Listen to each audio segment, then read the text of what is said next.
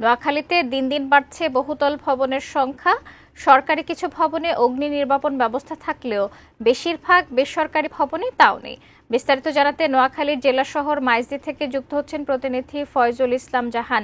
জাহান, আমরা বলছিলাম যে বেসরকারি প্রতিষ্ঠানগুলোতে অগ্নি নির্বাপন ব্যবস্থা একেবারেই নেই, এর কারণ কি জানাবেন?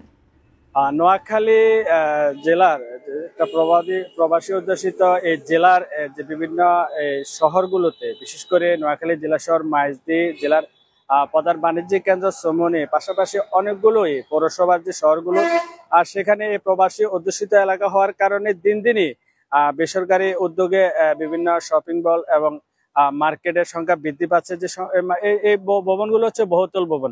এখানে আমি স্থানীয় পর্যায়ে খবর নিয়েছি, যে বিষয়টি জেনেছি সেটি হচ্ছে যে সরকারি যে নোয়াখালীর যে সরকারি যে স্থাপনাগুলো আছে সেখানে অগ্নি নিরাপত্তা ব্যবস্থা কিছু ভবনে আছে, কিছু ভবনের অগ্নি নিরাপত্তা ব্যবস্থা অকার্যকর হয়ে গেছে। আবার পাশাপাশি যে বেসরকারি ভবনগুলোতে নিরাপত্তা ব্যবস্থা নেই বললেই চলে।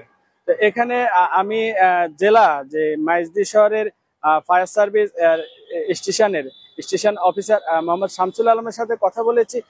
তিনি যে বিষয়টি জানিয়েছেন যে নোয়াখালীতে অগ্নি যে নিরাপত্তা ব্যবস্থার যে ঝুঁকি সাধারণ মানুষের, সেখানে মূলত হচ্ছে যে তিনি যে বিষয়টি জানিয়েছেন যে বহুতল ভবনগুলোতে যদি ভিতর থেকে যদি অগ্নি নিরাপত্তা ব্যবস্থা জোরদার করা না হয়, তাহলে তারা বাহির থেকে যতই অগ্নি নির্বাপনের চেষ্টা করেন না কেন, সেটি দ্রুত সময়ে নির্বাপন করার সম্ভাবনা। পাশাপাশি আমি এখানে ফায়ার ফাইটার মোহাম্মদ চন্দ্র সিং এর সাথে কথা বলেছি। তিনি বলেছেন যে যত উন্নত প্রযুক্তির আমরা ফায়ার ফাইটাররা যে জীবনের ঝুঁকি নিয়ে যে অগ্নি নির্বাপনের জন্য ছুটে যায়, কিন্তু সেখানে স্থানীয় পর্যায়ে যদি নিরাপত্তা ব্যবস্থা জোরদার করা না হয়, তাহলে সেখানে আমাদেরকে যথেষ্ট বেগ হয় এবং সাধারণ মানুষ ঝুঁকিতে পড়ে।